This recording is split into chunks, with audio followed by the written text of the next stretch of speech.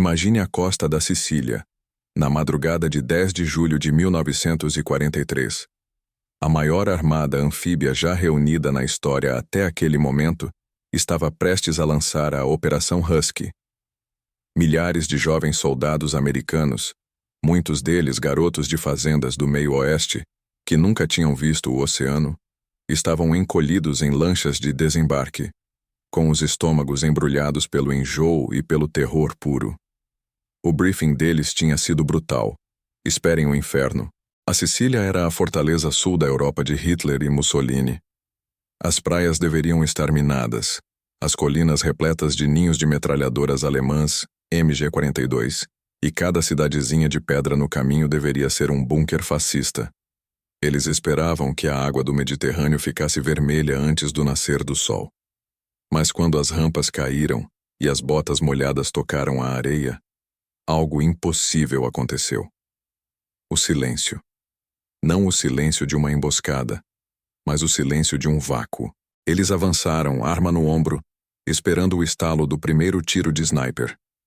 Em vez disso, em cidade após cidade, eles encontraram algo que não estava em nenhum manual militar do Pentágono. Eles encontraram homens idosos, vestindo ternos surrados e boinas, parados no meio da estrada de terra, bloqueando o caminho de tanques Sherman de 30 toneladas. Esses homens não levantavam bandeiras brancas de rendição. Em vez disso, com um sorriso astuto de quem sabe um segredo que o resto do mundo ignora, eles faziam um sinal estranho com a mão ou mostravam um pedaço de pano, um lenço preto com um bordado amarelo peculiar, talvez um L tosco. O comandante do tanque, confuso, segurava o fogo. O velho apontava para as colinas onde os alemães deveriam estar e fazia um gesto de degola. A estrada estava aberta.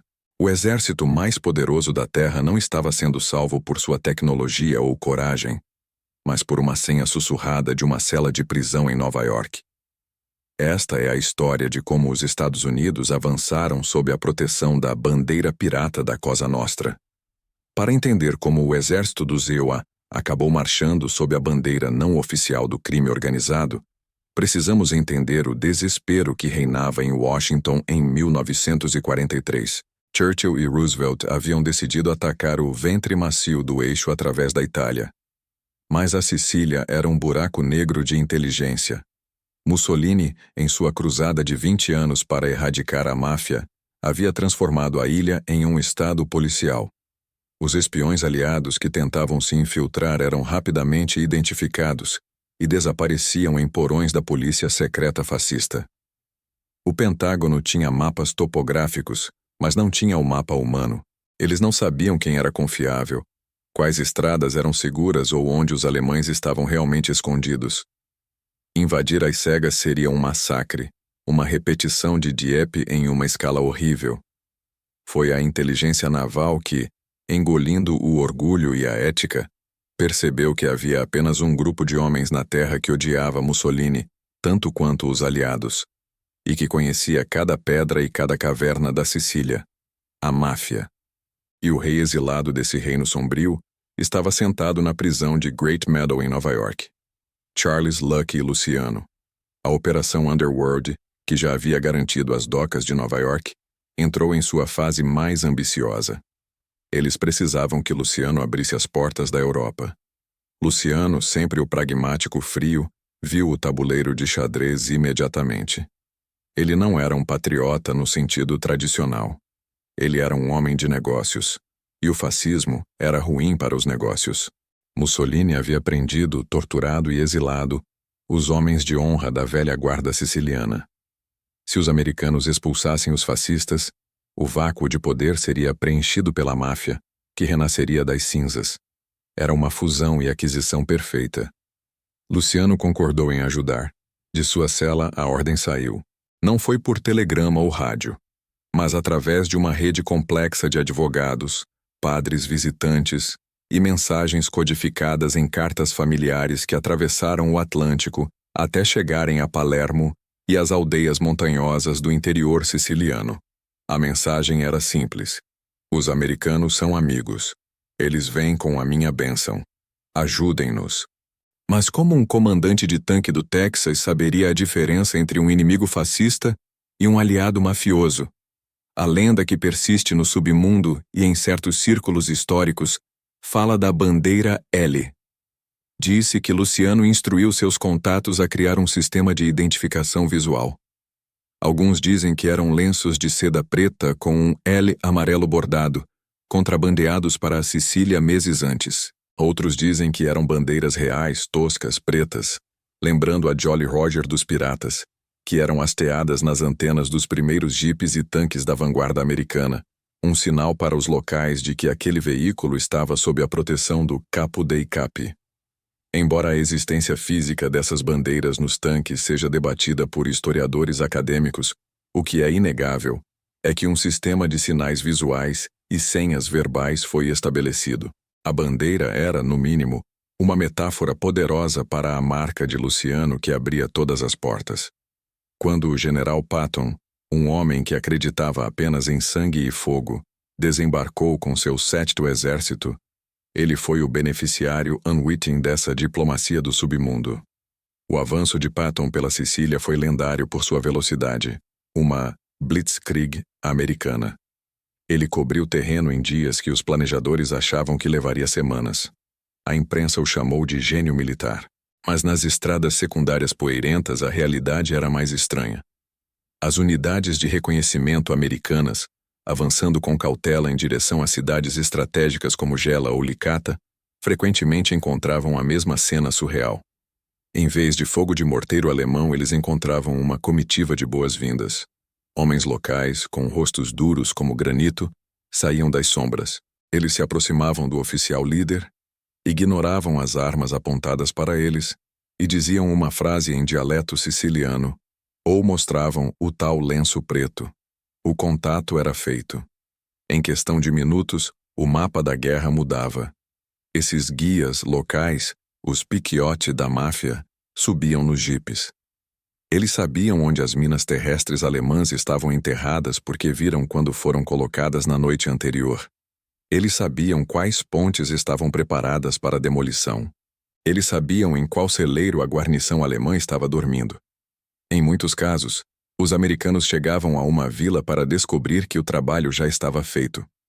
Os mafiosos locais, armados com velhas espingardas de caça e luparas, escopetas de cano cerrado, já haviam emboscado e desarmado os soldados italianos desmoralizados, trancando-os na prefeitura. A figura-chave nessa operação terrestre foi Dom Calogero Visini, conhecido como Dom Calò. Ele era o arquétipo do padrinho rural siciliano, um homem analfabeto que controlava o preço dos grãos, a distribuição de água e a justiça local em uma vasta área do interior da ilha. Mussolini o havia perseguido, mas não conseguiu quebrá-lo. Quando o sinal de Luciano chegou, Dom Calò saiu de seu esconderijo.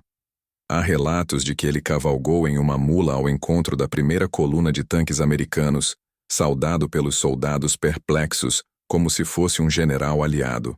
Dom Calò montou no tanque líder. Sua presença era o salvo-conduto definitivo. Aldeia após aldeia abria suas portas. Os carabinieri, polícia local, prestavam continência a ele, não aos americanos. E quanto aos nazistas? A Wehrmacht, uma das forças de combate mais formidáveis da história, de repente se viu lutando contra fantasmas. Eles estavam preparados para lutar contra um exército convencional à sua frente, mas descobriram que o próprio solo sob seus pés havia se voltado contra eles. Suas linhas telefônicas eram cortadas misteriosamente no meio da noite. Seus mensageiros de motocicleta eram encontrados mortos em valas com a garganta cortada, suas ordens roubadas. A população local, que eles pensavam estar sob controle fascista, agora os olhava com um ódio unificado e organizado. Os comandantes alemães perceberam rapidamente que a situação era insustentável. Eles não estavam apenas lutando contra o Sherman e os bombardeios navais. Eles estavam lutando contra uma insurreição invisível, coordenada por uma inteligência que eles não conseguiam ver. O medo psicológico da Mão Negra era paralisante. Em várias cidades estratégicas do interior, guarnições alemãs inteiras temendo serem cercadas por guerrilheiros impiedosos antes mesmo da chegada dos blindados americanos, optaram por recuar sem disparar um único tiro. Eles preferiam enfrentar a corte marcial de Hitler do que a justiça sumária da Lupara siciliana nas colinas escuras. A bandeira pirata de Luciano havia criado uma zona de terror psicológico que limpava o caminho para Patton. A campanha da Sicília foi uma vitória retumbante, concluída em 38 dias. O custo em vidas americanas, embora doloroso, foi uma fração do que os planejadores haviam estimado para o banho de sangue. Lucky Luciano, sentado em sua cela em Nova York, havia cumprido sua parte no acordo fáustico. Ele entregou a ilha. Mas a história não termina com a liberação. A máfia não faz caridade. O preço da ajuda de Don Caló e seus associados foi a restauração do seu poder.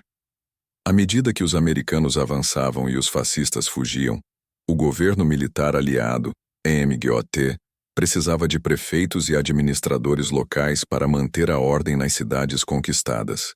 Quem eram os únicos homens com autoridade local, credenciais antifascistas comprovadas e a bênção dos libertadores? Os homens de Luciano. O exército do Silvio Inácio, em sua ingenuidade ou pragmatismo cínico, instalou chefes da máfia como prefeitos em toda a Sicília Ocidental. Dom Calò Visini foi nomeado prefeito de Villalba e depois recebeu o título honorário de coronel do exército dos MLA.